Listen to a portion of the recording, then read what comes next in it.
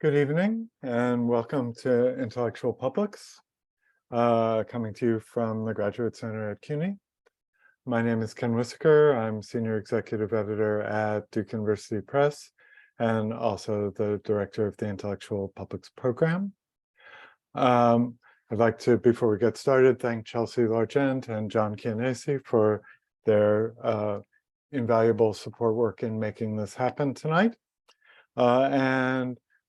Point out that you are free to use the chat, which is open, and we would like questions, if you would, in the Q&A, if you wouldn't mind.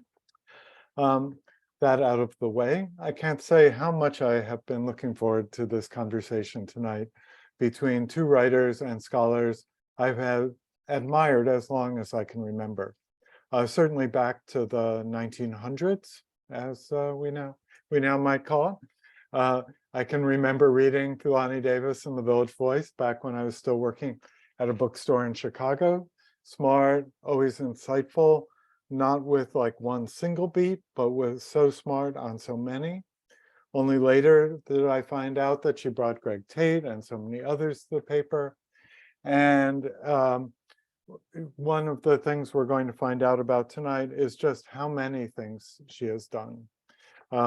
One of the things that I've cherished that was brought out by Blank Forms recently, Nothing But the Music, a book of her poetry, has a long, nice bio with even more information than I knew.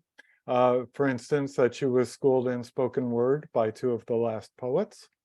Her words have been put to music by Cecil Taylor, the late Joseph Jarman, David Murray, Henry Threadgill, and more. She collaborated with her friend Ntsanka Shange.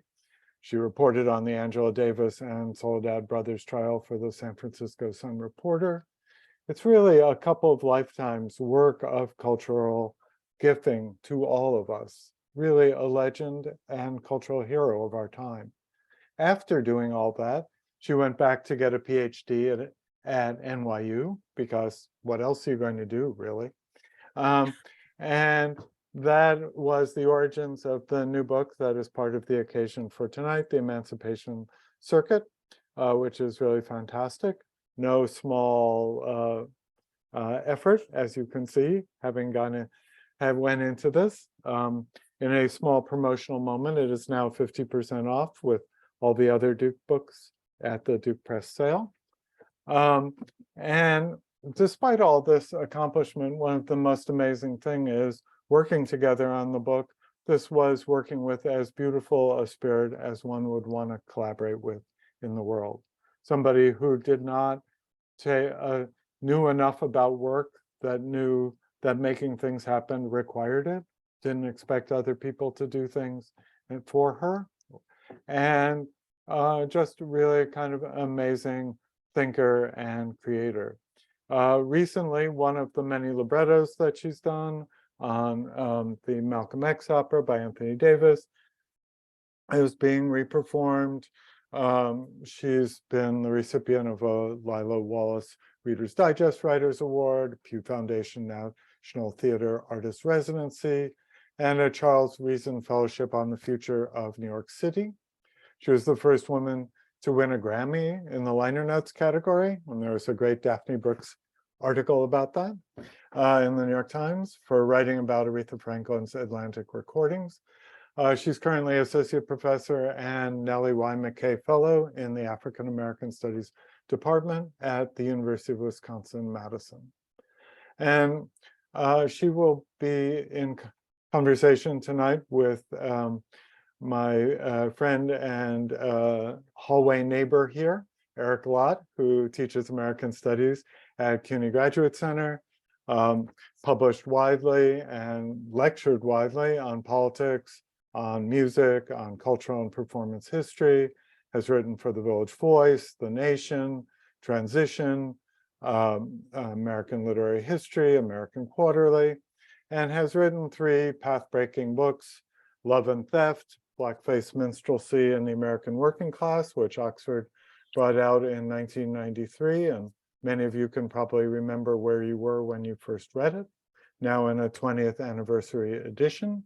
The Disappearing Liberal Intellectual from Basic Books, and most recently, Black Mirror, The Cultural Contradictions of American Racism from Harvard in 2017, a study of race, culture, and fantasy across the long 20th century. He's appeared on The Daily Show with Trevor Noah, or in the Trevor Noah era, now coming to a close, CBS Sunday Morning, Turner Classic Movies, C-SPAN Book TV, Al Jazeera TV, and many others. So I'm really looking forward to this conversation, and we'll turn this over to Eric. And as I say, if you have questions, please put them in the Q&A, but you're also free to use the chat. Thank you.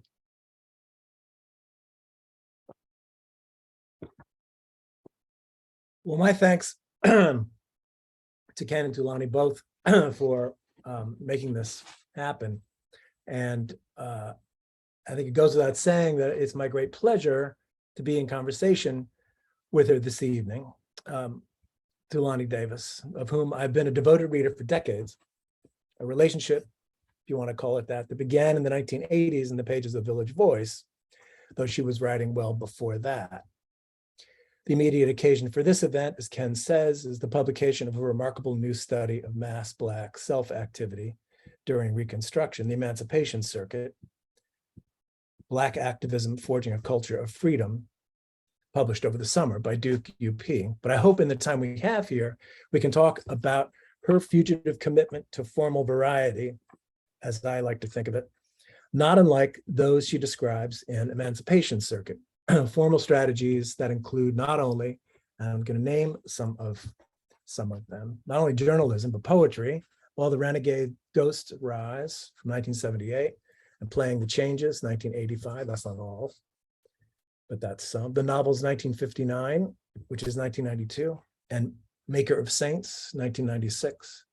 The genealogical self-study, My Confederate Kinfolk, in 2006.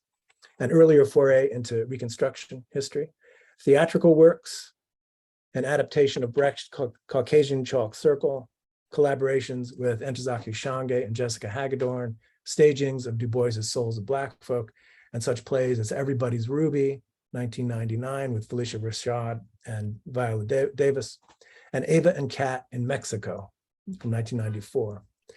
Libretti for Anthony Davis's X, The Life and Times of Malcolm X, 1986, and recently revived. The opera Amistad, also with Anthony Davis, 1997, revised in 2008. And with Mia Masaoka, Dark Passages, 1998, among others. The films Paid in Full, 2002, and Maker of Saints, 2010. Various documentary and recording projects on W.E.B. Du Bois, James Reese Europe, and others. And lighter notes for Alice Coltrane and those for which she won a Grammy, as Ken noted, in 1993, her notes to the Aretha Franklin boxed set, Queen of Soul, the Atlantic recordings. Now comes the Emancipation Circuit, and the question, therefore, what can't Thulani Davis do? Comet and meta-comet, careering orb and self-conscious reflection on her own arcs. Emancipation Circuit begins and ends with the figures of shooting stars and comets. Refusal to stay put and commitment by any means necessary to look into the pith of things. So I do want to insist on that just for starters. And I asked if this was okay. I think it's okay. For Thulani to comment on the formal variety to which she has been committed across these years and whence it arrives. I do think there is a refusal to be stuck in any particular form, but also a real commitment to finding all the doors that might be opened, formally speaking. What kinds of, there's a sort of purposive restlessness to her work that I find extremely compelling. And I wonder whence that arises. I know there is, there's a history, I won't call it a prehistory, a history of cycling through the Village Voice, writing through the village, writing for and at and heading up the Village Voice that that produces kind of formal array. And I suppose we can start there, but I want to think about what connections link these different formal strategies, and also conversely, what affordances there are of various formal strategies, from novel to liner notes.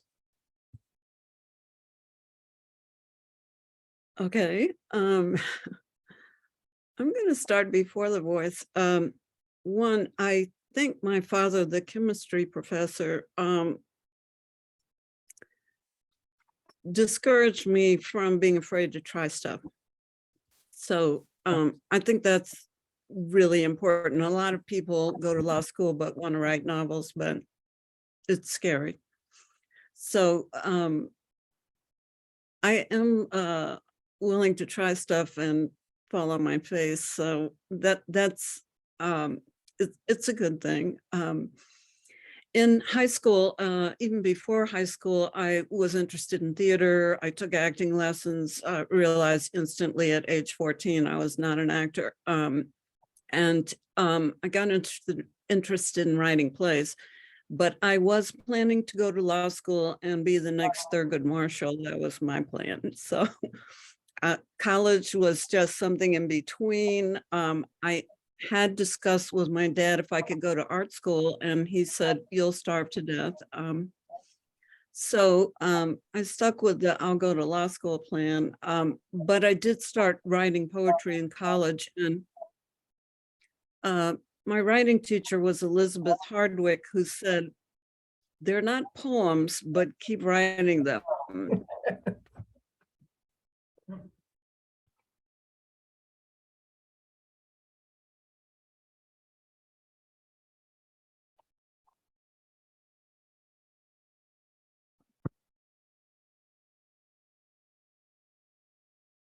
So nothing about sports. And I would just go and say, how many Black people are in the general manager's office or something like that? But I was sort of introduced to the working world through having to get in my Volkswagen Bug with a map and go to whatever the thing was that they sent me out for. That turned out to be meeting Huey Newton on a street after he got out of jail and interviewing him, and going to the Soledad Brothers trial, going to trials inside San Quentin, where there were guys with rifles every 3 feet on every wall, very frightening. And lettuce pickers, grape pickers. I drove all over Northern California, I guess, on those jobs. So I guess I got the idea that in journalism, it's like you don't know where you're going the next day or 2 days from now, and was part of the adventure. So when I came to The Voice, they asked me, I was a copy editor, they asked me, didn't I want to write for them, because someone had told them I was a writer, and I was putting together my first book of poetry, and I just said, no, I can't do both things. I just got to work on this book right now. So some months later, John Pareles was the substitute or temporary music editor while Christgau was away, and he said, well, I want you to write about music, but I don't want you to write about jazz, because I get the impression you know all those people, and I didn't. But he sent me to talk to Linton Kwesi Johnson. I couldn't be happier. And I did Afro pop, hip hop, the first recordings. I went to see other people like Stevie Wonder and Gil Scott-Heron. I went on the road to follow Bob Marley around. So I had no complaints. And again, the same principle, like, okay, this week we go to DC to see Bob Marley in a stadium. That could be good. So that's how it started. I eventually asked, could I write about books? And then I asked, could I write about politics?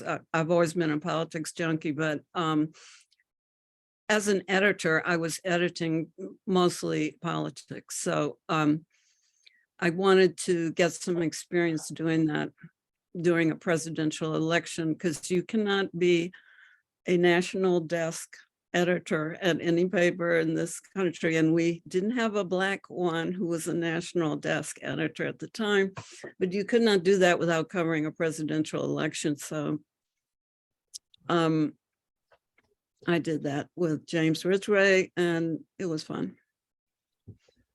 So I don't know if that answers the question, but the whole time I was writing poetry, performing in nightclubs, and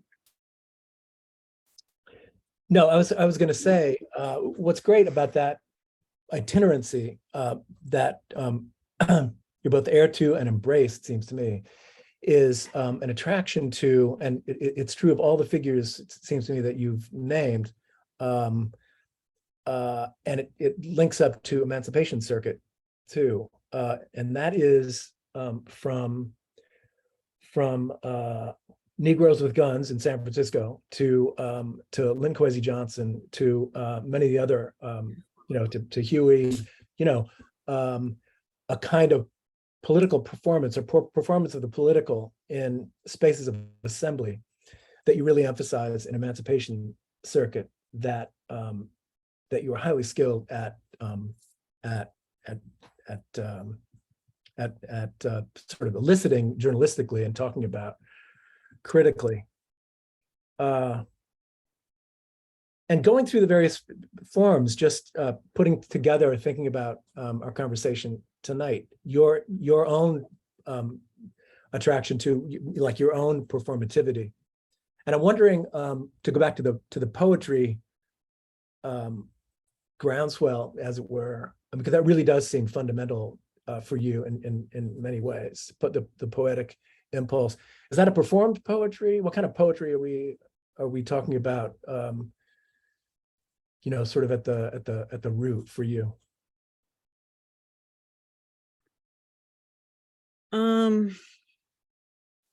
No, it's not.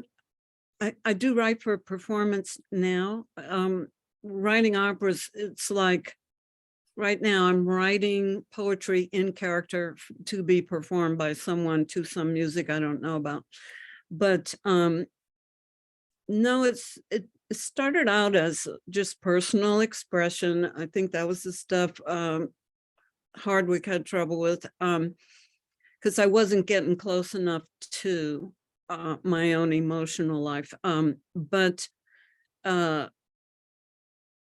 when I first started performing in California, because all these movements were going on, all of us were getting up and telling people what to do. It's like how to change the world. And at some point, a couple of months into that, I realized I didn't need to be telling anybody how to make change, because I just needed to write about how it felt to be there at that moment. So I just sort of honed in on the moment. Over the years, having embraced a lot of meditation, decades of meditation, it's all about being in the moment. And I think that's why I liked sitting in nightclubs, having a drink, smoking a cigarette, and listening to improvised music, not knowing what was going to happen. That's sort of like, that was my space. And I was like, as I started going on this journey with meditation, I was like, yeah, you need to try to be there all the time. So writing really thrives on that and also promotes that. So for me, it's like just going to be in the present moment. Yeah, it makes me think. Go ahead. I think I should just say, incidentally, I grew up in a town that started marching when I was 10 years old. I was empowered by that the very first time my dad and everybody else I knew took us marching down the main street of town. I was empowered for the rest of my life by that. But by the time I'm going to see what agricultural workers are doing in California, I'm interested in how they hook up from county to county. I started paying attention to how movements function. So for me, the Emancipation Circuit comes out of looking at movements in these different places I've lived for such a long time. No, your attention in that book to the way in which to circuitry itself, and I'm going to talk, if we can, about that sort of imaginary of the circuit, which is so powerful, really is alive to all the forms, like you've been attuned to in all your work, the forms that afforded the coming together of, the assembly of freed peoples, and it's really like it's really like, and I want to talk about some of these forms and formations. Well, if you could, yeah, the simply getting together in public for one thing, but everything from schools to the union impulse, labor organizing, various kinds of oratory, the church, sure, but all these different modalities by which people communicate and ideas circulate. I guess one question I have is, yeah, go ahead. Go ahead. No, well, I have to see it as an extremely fresh emphasis of this particular study, Emancipation Circuit. Because one question I had, to move on from the variety of forms to the variety of forms within this work of history, is it is, on one hand, it does seem very attuned to our times. In one, somewhere you articulate the notion of this generation or moment of the 1860s and 70s having an incredibly capacious imagination of freedom that we can use in the present. But it's also a recognizable kind, if you'll forgive me for saying so, kind of book. It's a genre of book. And with historiographical adjacencies to Du Bois's Black Reconstruction, Steve Hahn's A Nation Under Our Feet, Eric Foner's Reconstruction, the work of Peter Linebaugh and Marcus Rediker, possibly even Adolph Reed on the Jesse Jackson phenomenon, study from the 80s. But I don't think any of those texts has the emphasis on performative or communication circuits that you're drawing on and attending to here. So I guess that's one question. What is that the motivation for this new kind of study that you thought we needed? Or what new emphases, I guess? Yeah, I think that the mention of where freed people were doing things in the history books I read, they appear in lists. And I think if you read newspaper articles about what's going on, like Black men protesting assaults on Black women in Mobile, Alabama, if you start noticing what cities and towns they're talking about, they repeat. Selma and Montgomery are very busy cities in the 19th century as far as Black activism. And if you read about one, you may see an article saying the people in Selma got on a train to go defend the people in Montgomery because the voter registrar had been shot. And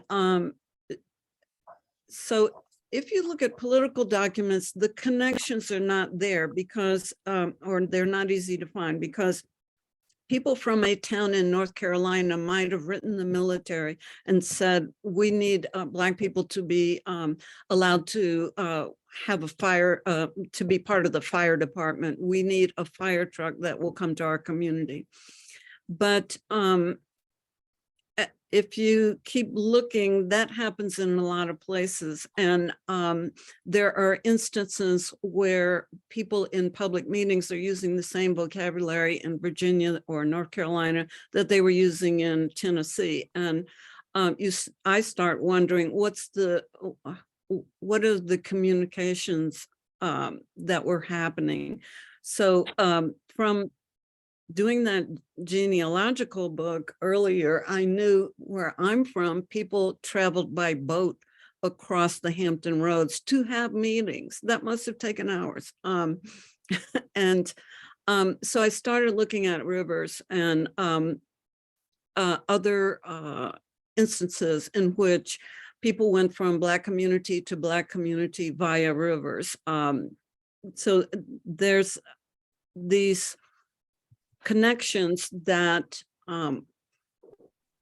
we were sort of assumed not to have, because in slavery, everybody's frozen in place and not supposed to move. So once they start moving, we know they went to Union lines, but it doesn't, if you read a different book about a different process, like looking for one's family, it involves travel. If you look at books about migration, okay, there were large migrations of Black women in the first wave of migration. They went to Baltimore and places like that. But in the 1950s, when those kids sat at a lunch counter in North Carolina, our phone in Virginia rang. And when the students at Hampton University went to the lunch counter after hearing about it in North Carolina, the newspapers decided to send reporters, but all the newspaper editors in Virginia had a meeting and said, go cover these events, but don't print the stories. We don't want it to spread. Because they too understood that people had regional ties. And just like the newspapers had regional ties. So they had a meeting, and it was never in my newspaper when those students went to sit in, and people like my father and other parents had to go bail them out and plead with the university not to throw them out. That was my first indication that that movement went through the telephone lines. Now it's digital, but it's really, really the same kind of connections, family connections and friends. And in the case of people who had been at HBCUs, the alums called each other. So this is how they bailed people out of jail. So I figured it may have been more difficult in the 19th century, and no one, most people were not, most of the freed people were not literate, but they were in communication. No, it makes me think. You document all kinds of circuitry in the book, and not in a forced or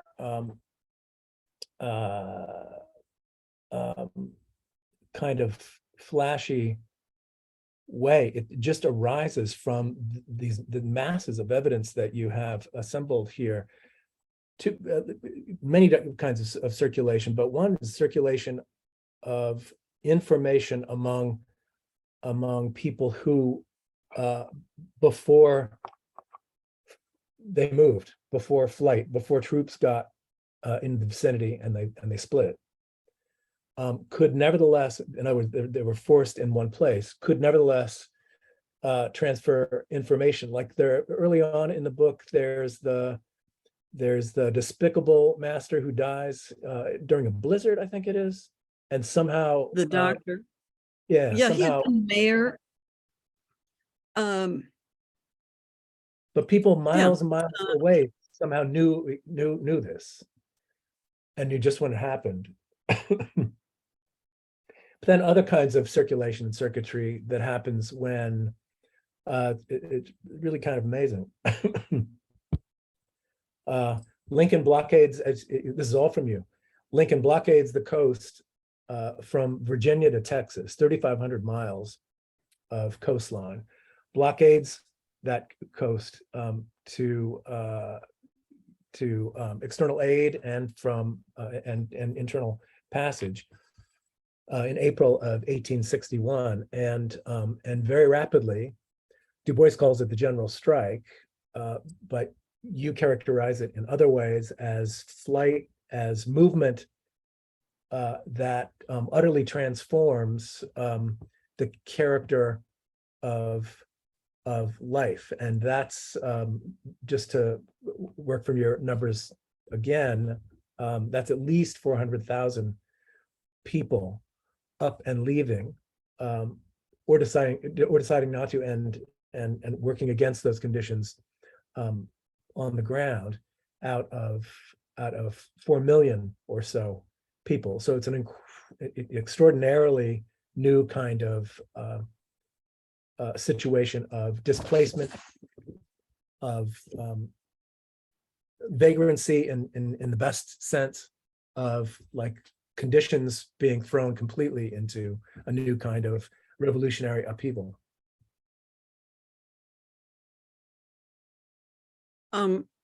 Yes, and because they started out as displaced, they had to have a very long list of what would define freedom.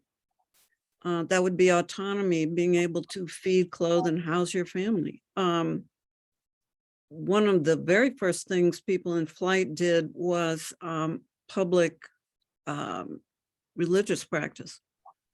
A lot of Northern soldiers had never seen Black people do church before, and they were like, oh my God, what are they doing? But they had not been able to do it in public except freed people who built the few churches that were in existence. So they immediately also are way ahead of the rest of us about work conditions. People should not be whipped at work. Not a startling thing to say, but they spent years trying to outlaw violence in workplaces. The first woman to go to court for domestic violence was a Black Southerner who was probably a freed woman.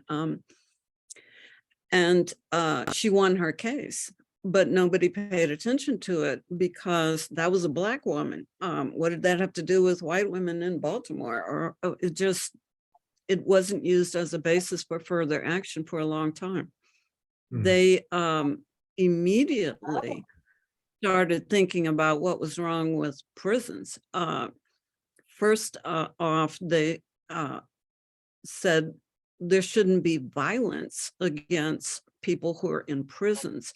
The last whipping of somebody in prison was in the 1960s in Arkansas, I believe. The first statewide domestic violence laws were in the 20th century. So these are natural thoughts to them. They were thinking through the lens of slavery, which is a sort of total experience. It's a total environment.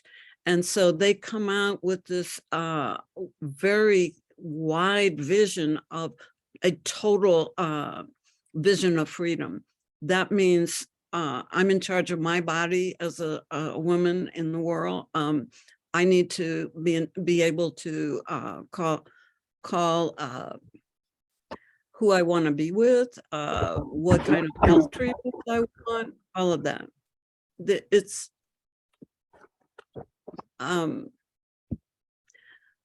they were very insightful. Slavery really made them look at everything in life and how self-determination could be the main trait of freedom, that you get to decide.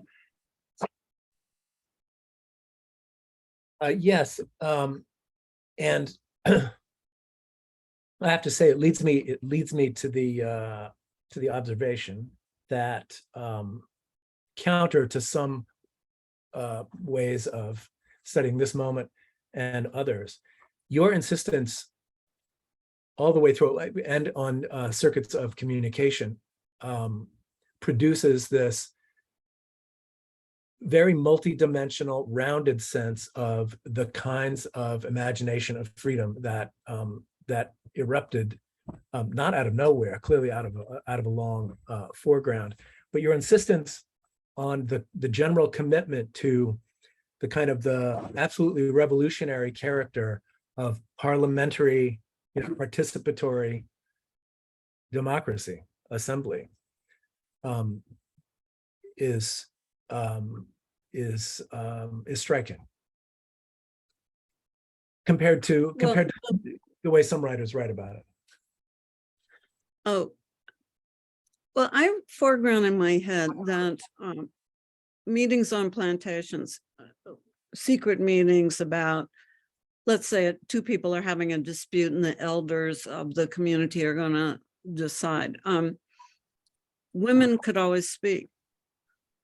Women come into freedom with the power of their own voice. This is stepping into a society where all women are property.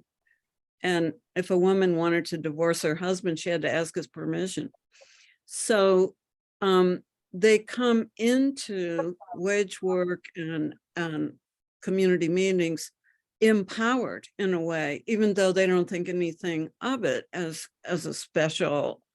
It's not special to them. It's as things should be. Sometimes the elder who might decide something might be an old lady. So there's certain ways in which their less documented private lives through the years of slavery and their habits of having to build bridges across language barriers, people who were from wildly different regions of West Africa and stuff like that, immediately adopting people as kinfolk because we were on the boat together, we're kin for the rest of our lives, all makes sense. But it means there's certain kinds of community building skills that are there. They do not make a practice of estranging strangers, but finding out who they are. So for community building and movement building, they had skills. I guess I'll just put it that way. They had a deep set of skills that they've actually taught all the rest of us via Martin and even Malcolm. The one thing I remember about my childhood in segregation was Black people belonged to 1 million organizations. They didn't belong to just one social group. They had bridge clubs, fraternities, social groups for each class. That there were alumni groups, there were church groups, and at Thanksgiving, 4 different groups might get together to feed everyone. So I remember saying to myself when I got in my 20s, I can't go live in the South. I'd have to join too many clubs and I wouldn't be able to write. But I didn't know what all that structure meant in previous times and what a gift it was. So in King's Day, some people would start a march in Brunswick, Georgia, and then call him. And Ella Baker might have to tell him, you need to go get in front of that parade, because people were acting on their own, inspired by Montgomery, but not acting in concert, but they still connected them all.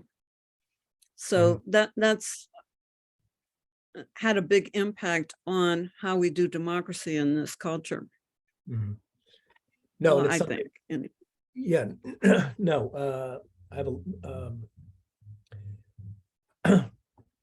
well, one of the ways you put it in the book is, even in an age of pessimism, the codex of Black political theory persists. It's one of the most profound legacies of slavery survivors to the country. And and you do justice to the way in which all those forms and assemblages both existed and interacted, and without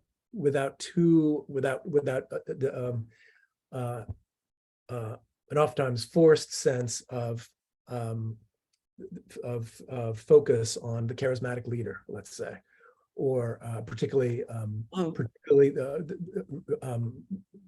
church related. And it's very interesting, the example that you give there of King, no dummy, obviously, taking the nod from Ella Baker on where to go next. But the way in which that story is told often doesn't get rendered in that way. I just want to call it, yeah, sorry. Yeah, I have to say the 60s really rehearsed masculinity as leadership, and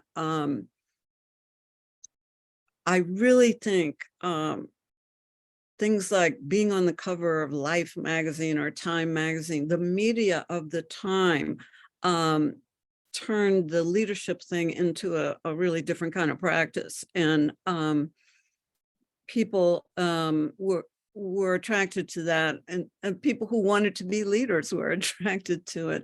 And I think the charismatic activists who went south in the 19th century, they knew they were going home. Most of them were going to go back home, even if they were from the South. At a certain point, it became like personally very dangerous for them. A lot of those who lived in the South had to have guards. And it was a profound experience for them. So they knew they just needed to pass it on. And in each case, what they did was build local leadership, or sort of identify people who were in the local terrain and say, okay, I'm empowering you to do this because I have to go on to the next county. And I think both because it was a dramatic and traumatic experience for activists who went south, and because they knew, in a sense, they would be moving on. They thought it had to be, in order to build a political structure, it had to be passed on to people in the community. And then the community people also demanded that.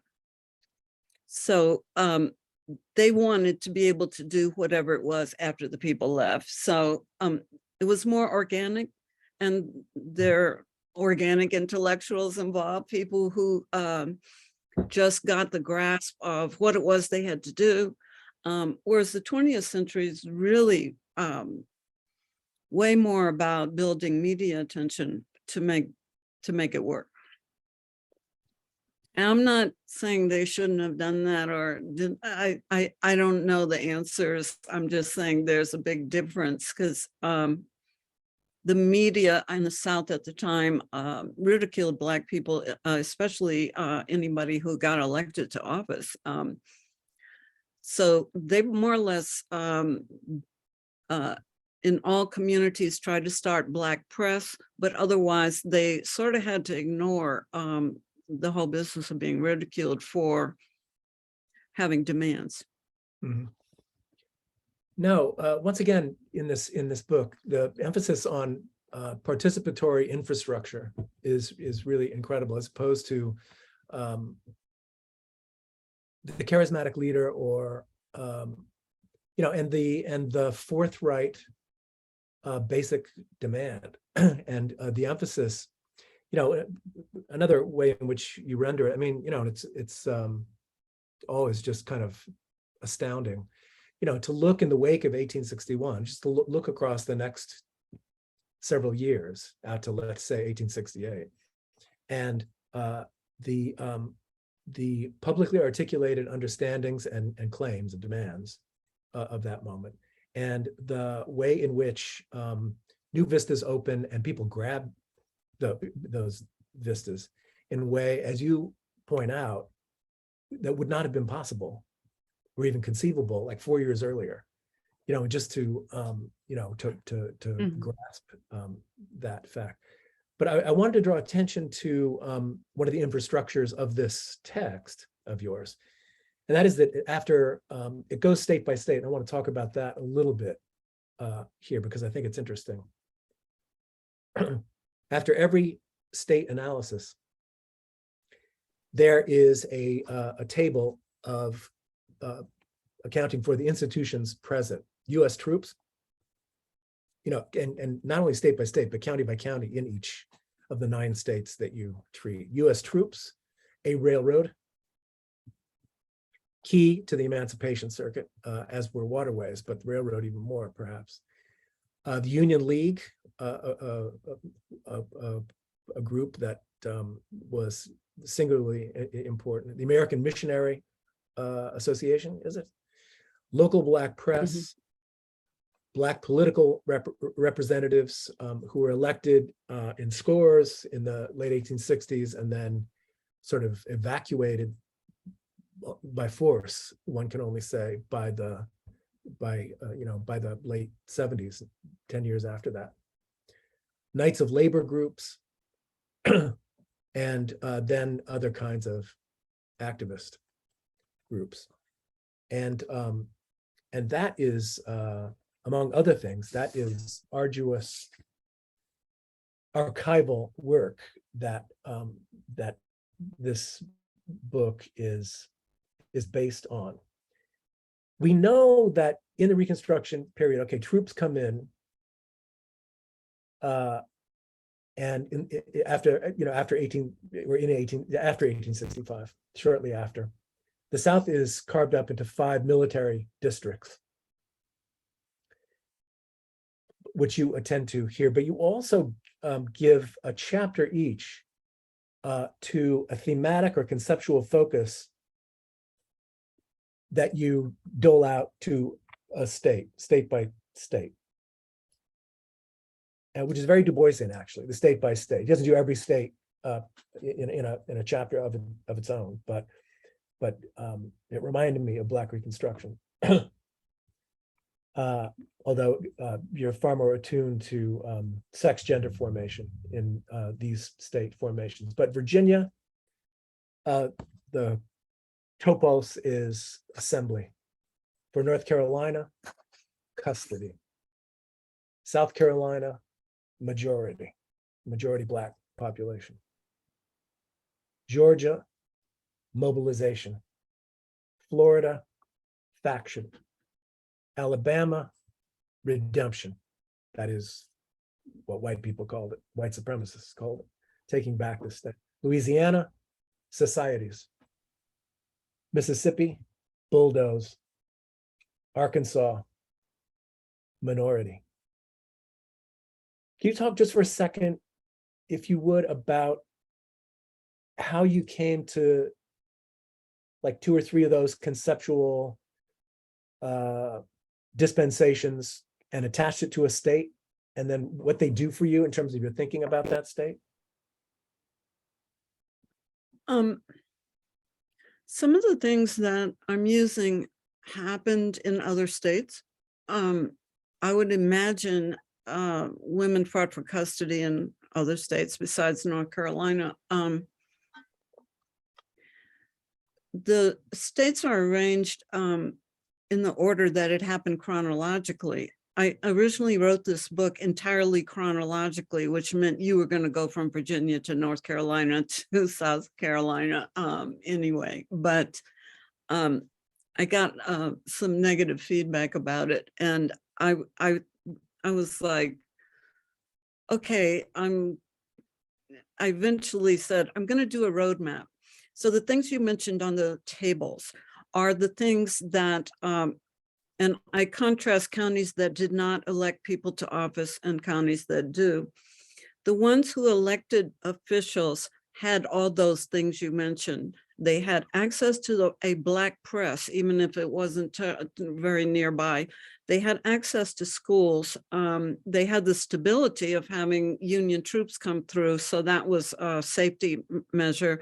They had the access to lots of information, like about the blizzard, coming through by way of these invisible people who, Black guys who ran the railroad, who loaded everything on every car on the railroad. You don't see them, or society doesn't see them, but they were carrying all the information, a lot of information.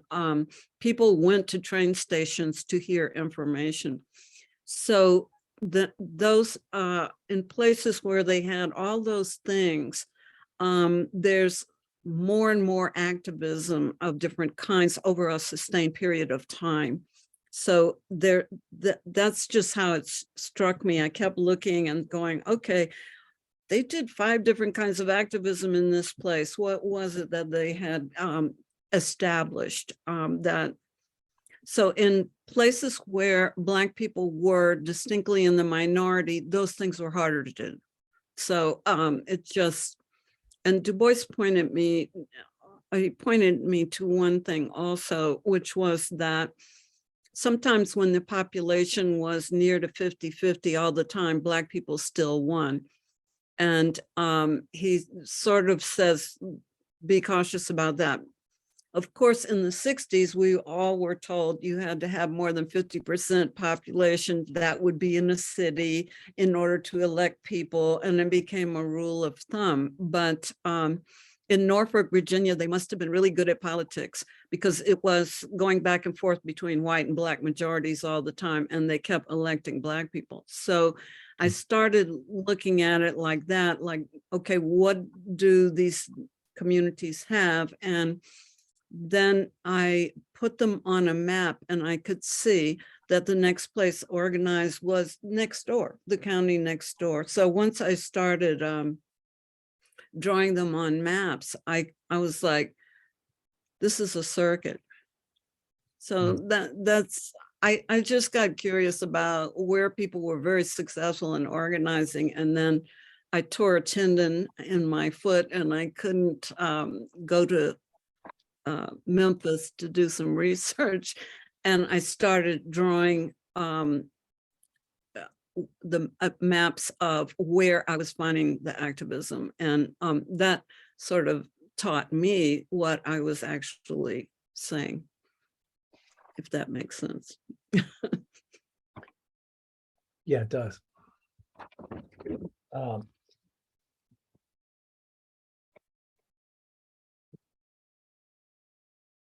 I think, Your by the implication- way, I tried teaching this, and I'll go back to my first sentence on that topic.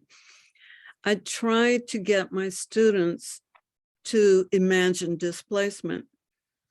It is really hard for students in this day and age to imagine walking out of somewhere with almost nothing, even though there are displaced people all over the world right now. It is really hard for young people to imagine what you would need if you had to leave your home and go someplace else without even a tent. What does that mean? And usually when I start asking that question, I'll say, what did they need? And for the first couple of years I was doing this, all the students said education. And I was like, okay, and where are they going to sleep? And I had to really be literal like that. Well, where's the food coming from? They're outside of a army camp. The army camp has probably reaped all the crops that were, if there were crops up, they have used that for their own sustenance. What are their options? And we'll fill 3 whiteboards if we keep talking about it, but it's quite a stretch to get someone to imagine, okay, they know a little bit about how the people had lived previously, but then a few 100,000 people or a few tens of thousands move or to a place the first thing that happens is they see how huge the slavery system is. If you show up with your family and there's 9,900 other people there, then you find out, oh, slavery was huge. It's an industry. The same thing happened to soldiers who saw it for the first time. So you still need dinner. Soldiers So who, that as you point out, were not could not be counted on to be sympathetic to what they were supposed to be doing, which is, occupying a secessionist, territory. And well, yeah, yeah, they came in every variety. no, but just a couple examples of what you're saying. Also, just displacement in place, as you say, or to go to a camp, the so-called citizen camp. As you put it at one point, something that, it's oxymoronic to say the least. What is a citizen camp? And it's because there is no, the category of the freed person is not a category. It's not something that is covered in law, petition to legal authority, though freed people did. So it's an incredibly uncanny sort of situation. Oh, and Japanese Americans, they were in citizen camps. I think it was quite brilliant of those people in Mississippi to call their camp that, to bring out the irony. Like, why do you have a camp for citizens? That is a closed camp, a camp you're not supposed to leave. Yeah. They, their own language is really rich in terms of hitting the ironies of that moment. No, in the accumulated research and storytelling, to recur to a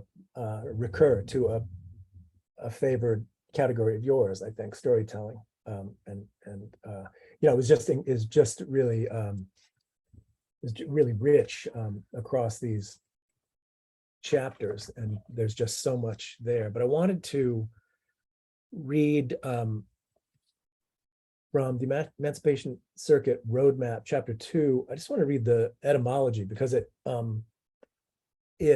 illuminates and addresses the infrastructure of this book in ways that I think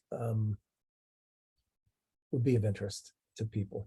Circuit, noun, one. Okay, I'm not going to do all that. A usually circular line encompassing an area. Definitely happened, and happened within circles within circuits. The space enclosed within such a line, a course around a periphery, that is to be traveled, or the traveling itself. A regular tour, as by a traveling judge or preacher, around an assigned district or territory. The route traveled. A group of church congregations ministered to by one pastor. The complete path of an electric current, including usually the source of electric energy, an association of similar groups. So just to imagine the way in which that energy is activated by the groups and the peoples that we're talking about here. Then before a subsection of that chapter called Circuit Riders, the variety of circuit riding is alluded to. Circuit rider. This is from 1837, a clergyman assigned to a circuit, especially in a rural area. County circuit rider, lawyer following a circuit judge, the most famous of whom is Abraham Lincoln.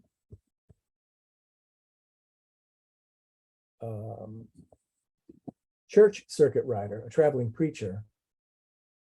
CC rider, a blues term, early 20th century. So that the circuits, and I think you demonstrate the way in which these circuits pressed on all those dimensions of Black life and dependent on them, which is great. I would even think Ma Rainey's C.C. Ryder is a legacy from free people. Because I imagine, I don't know if Abraham Lincoln was like this, but I imagine there were circuit riding ministers who had a woman in every village. So it may have come exactly from that experience of having to share a minister who had to ride the roads. So I like being attuned to how the culture expresses things like this, and the fact that it may have a connection to, particularly in music and those forms of theater and performance that you wrote about. Once politics is shut down, you really need to pay attention to what's happening in church and what's happening in popular music. So when politics was ruthlessly shut down in the 19th century, at the end of Reconstruction, people in Mississippi and Alabama that I read about in Mr. Giggy's book started inventing Pentecostal churches. And those, when I was growing up, those were considered conservative and very hidebound, and children who grew up in Pentecostal churches weren't supposed to have too much fun, listen to rock and roll or dance or whatever. But the churches in Mississippi and Arkansas along the rivers there used bluesmen to come into the churches and play, because they were honoring that the music was an honest expression, like their worship, of trauma, what they've been through, and how they are offering a way to process having lived through all this violence. And so to me, it's like, maybe because of the other things I do, I'm like, oh, what's the music saying at this time? Makes sense to me, particularly after all these episodes of mass violence. I'm like, okay, yeah, what's happening with the church splitting up from the people who want to be super professional and the people who want to still allow women to be saints in the church, and to honor local forms of expression, from speech to blues music. So that's it's something I think I never knew a lot about, that I certainly wasn't taught, but being really interested in that culture, I'm like now seeing from my own work, okay, the culture also had itineracy. Mhm.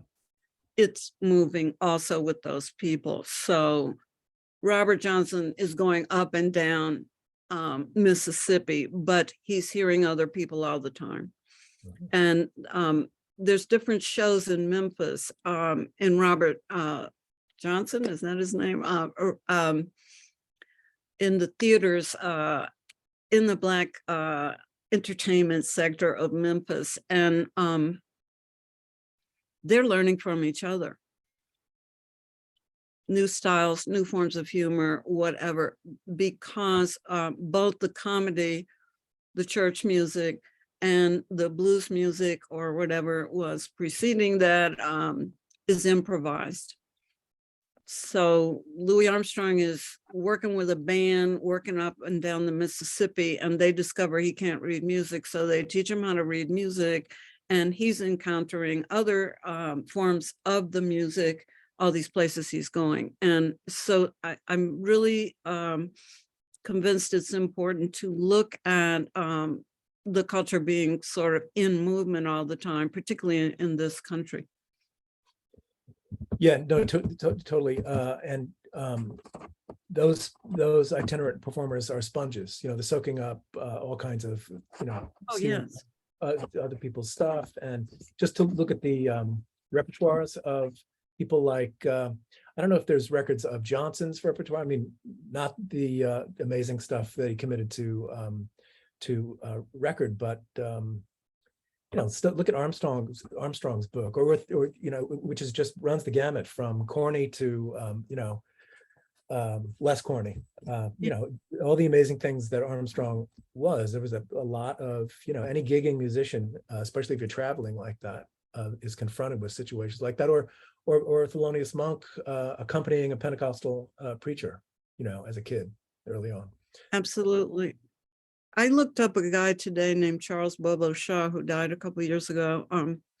I knew him when I was young, incredible drummer. I've written about him actually. He was famous to me for telling me he had been in a drum and bugle corps in the Midwest. And I was like, really? Because I didn't know these Black drum and bugle corps that I associate with the South were they're all the way up in this part of the Midwest too. But I didn't know that, and he was explaining this to me. But he's from a place called Pope, Mississippi, which is in Panola County in northern Mississippi. And he was in 2 drum and bugle corps there. And for me, this is a little thing I'm looking at that just bugs me. I'm quite sure all over the South, the kind of parades that we enjoy in New Orleans were everywhere. And I think they were policed out of existence. So he's still in a drum and bugle corps in the 50s in Mississippi, in this town that now has 241 people in it. He belonged to 2 different drum and bugle corps there. And I'm like, okay, there was a there before. It's not just Louisiana or whatever, but that's what I mean. It moves. So drum and bugle corps moved, and he was in them in St. Louis. So I was like, yes, the culture is a really moving thing. It's a breathing, moving thing. And we haven't written it all down. Something Perfect for you and I. Yeah, indeed.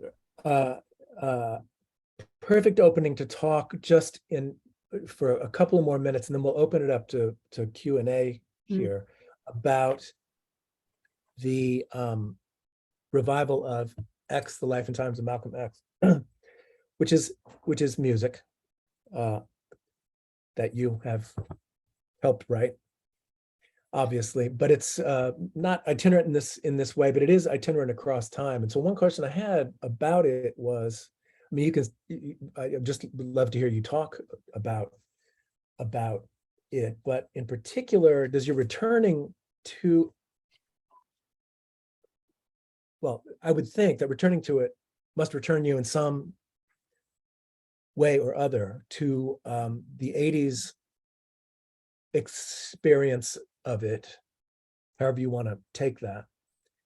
And it reminds me of the way you talk in Emancipation Circuit about templates being put in place in the 60s and 70s of the 19th century that constitute something that we still stand inside and are still trying to. It's unfinished business. It's a longue durée of blocked freedom initiatives and therefore unfinished business. Is there some kind of analogy there with or is Malcolm a kind of is our relationship to Malcolm a kind of parallax one that changes according to, I mean, it's not the 80s anymore. Going back to this material, is there still some unfinished business that the opera has to do, I guess, is one way to put it.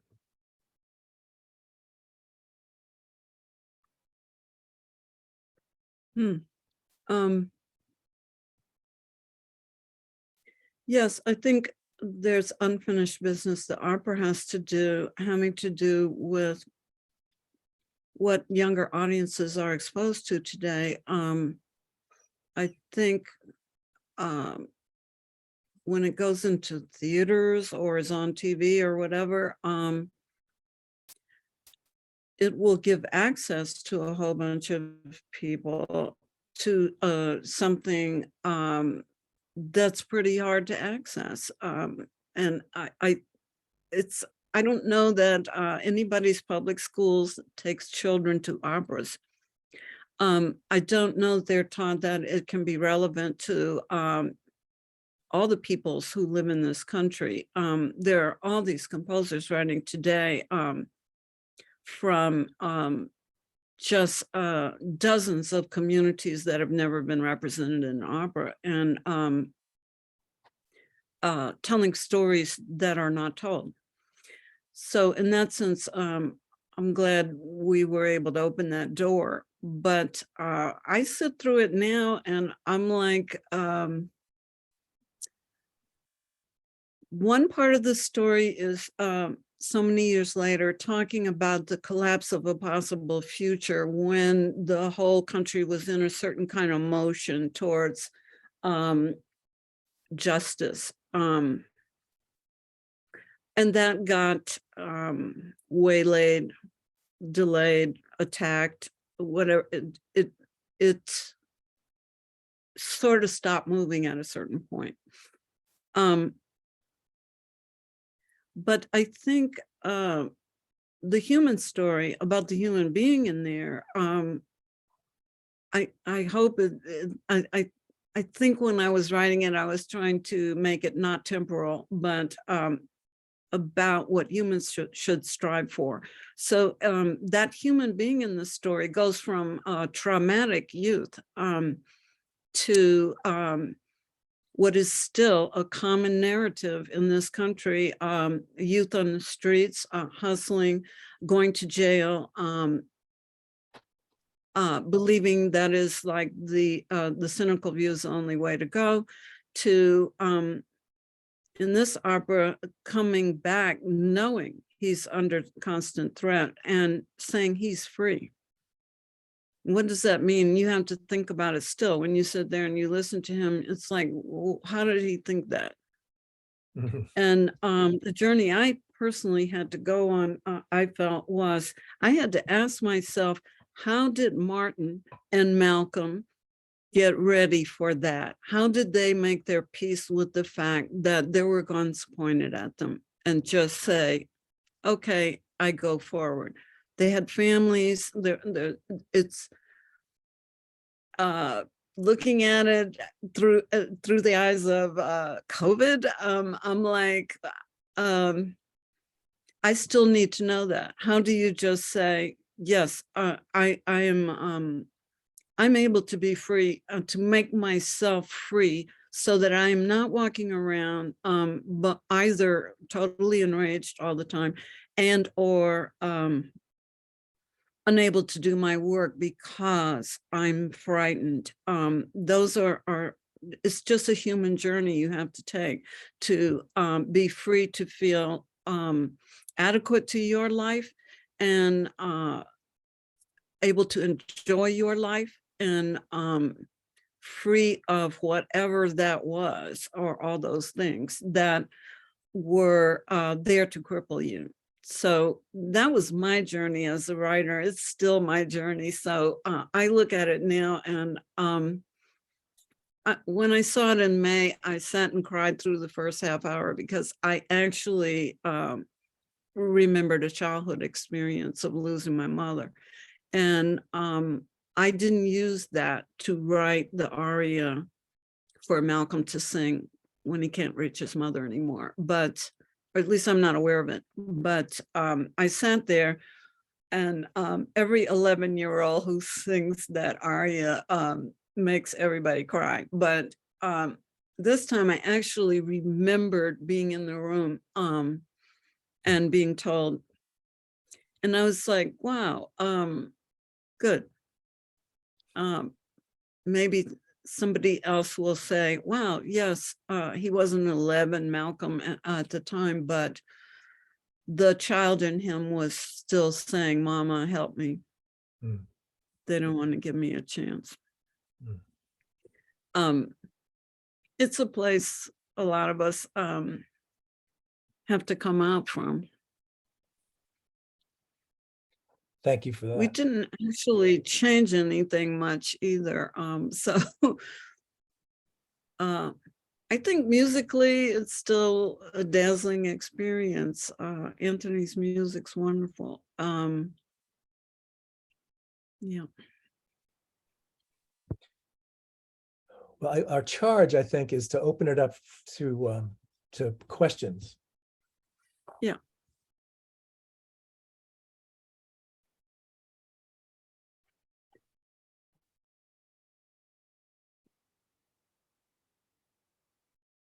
And there are two, if you want to see right in the Q&A, I can read or you can read them, Eric, either way. I could read it. Manisha Sinha asked, Yeah, go ahead, Ken. Eric Lott mentioned historians starting with Du Bois on the politics of freed people during the war and Reconstruction. I was wondering whether you, Thilani, had been influenced by Julia Scott's The Common Wind, which has just, I think, finally been published, on circuits of information and communication for enslaved and free people to develop a grassroots politics of survival and resistance. And she adds, thanks, enjoying this conversation very much. Absolutely. And it even made me go look for a few sailors who,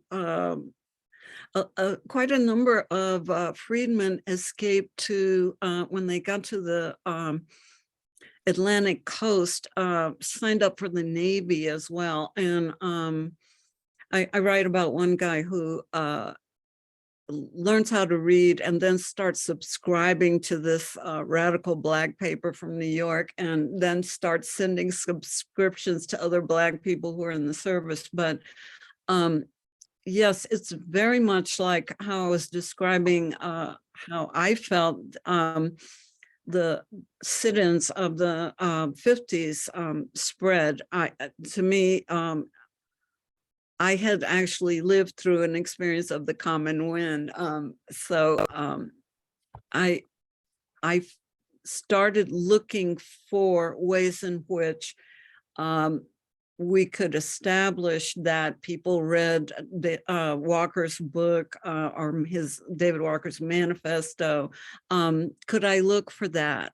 Because it would have been carried on those boats. So yes, it's an important work for a lot of historians of the period.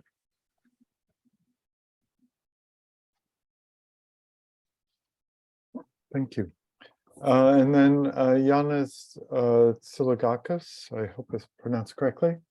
Thilani, do you think the ancestors of African Americans who went through plantation slavery were more emancipated than their so-called freed descendants in the cities of the geographical North, which allegedly fought to liberate them from the enslaving South?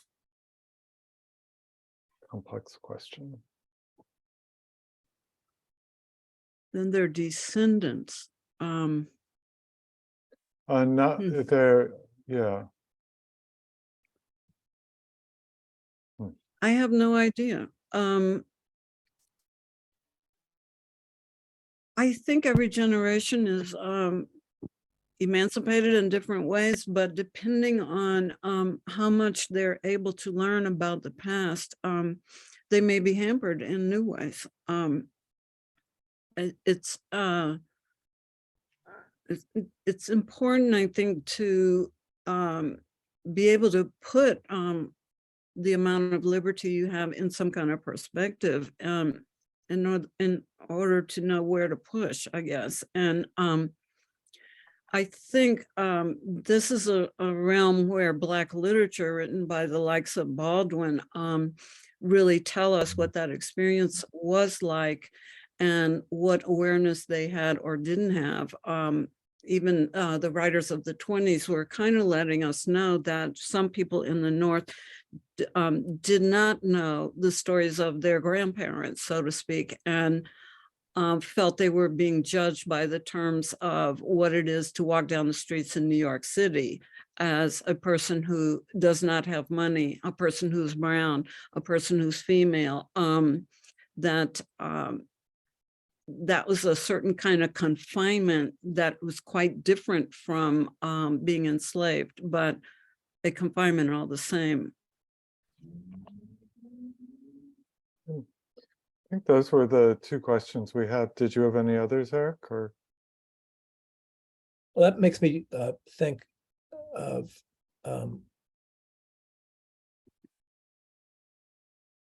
through what associational processes I can't I can't say, but as Lonnie was talking and just thinking about this, I agree with her answer to this.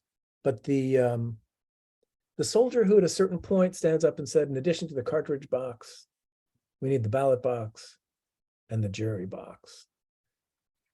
And then the two other demands are equal pay and the right to freedom from violence, from racist violence or self-defense. Seems to me all those are still under precarious assault. Yes, as you were saying that, I was thinking about Mamie Till Bradley, Emmett Till's mother. She needed all those things to happen in Mississippi and couldn't be in the jury box still. In the 1950s, Black lawyer couldn't practice in a Mississippi courthouse, even though there's no law against it. They just weren't going to let, I think it was Congressman, the man who became Congressman Diggs, who came down there. Yeah, that list is still a powerful list because it is full practice of citizenship in a democracy. One of the ones I usually mention to my students, this is relevant to Emmett Till too, was a Black person couldn't testify against a white person. That is still in your average situation of driving while Black, being pulled over, driving while Black, that is still really relevant. It is, there are situations in which the word of that person whose life is in danger instantly is not necessarily going to be taken. So sometimes it's just like, what is it? Why does this, what is the appeal of just going, we don't take these people's word for anything?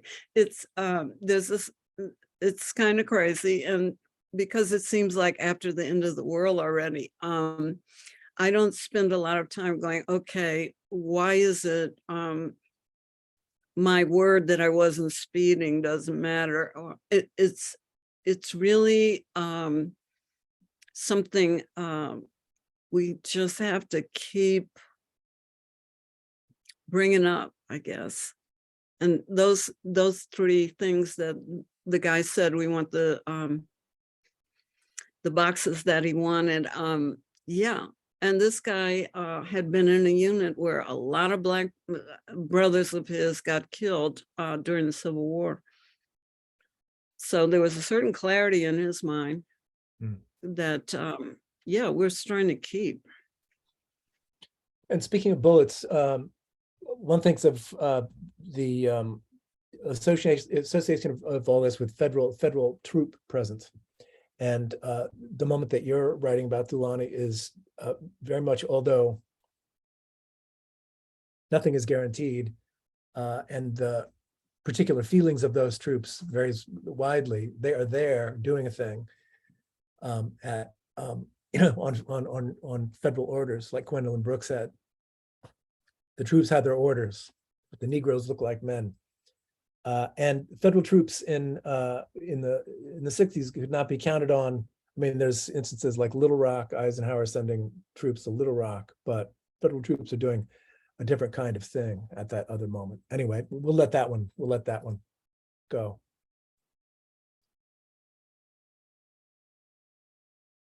Yeah, I guess it's important, I guess I'll sound like a teacher, to help young people be attuned to what they're listening to, what they're hearing, how to read what they're seeing in those kind of situations. Like there's a certain kind of meaning that's you have to be attuned to.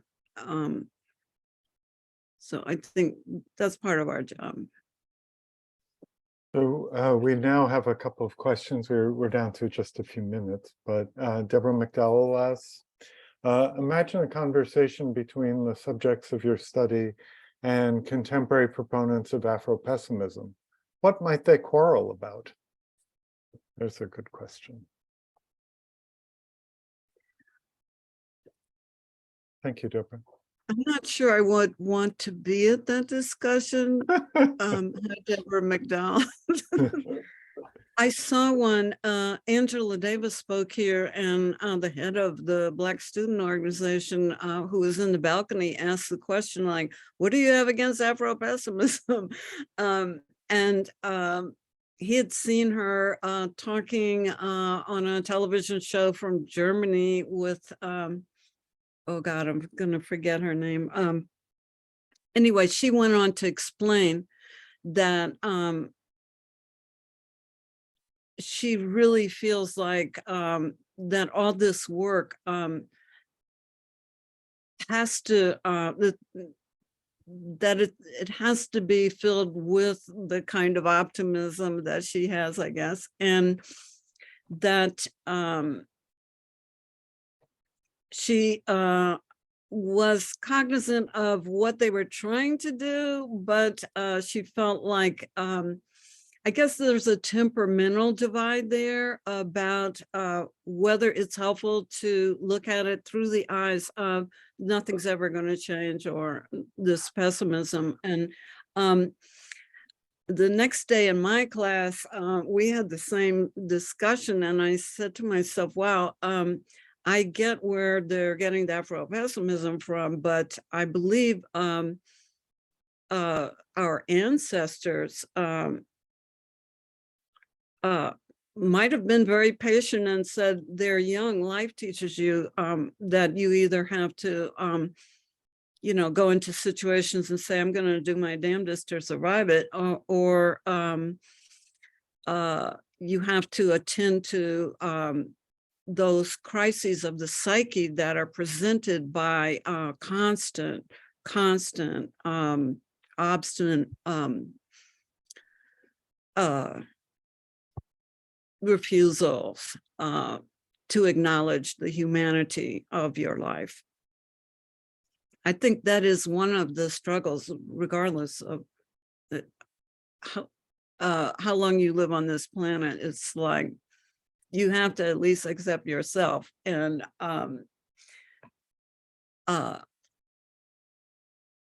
learn how to deal with that animosity.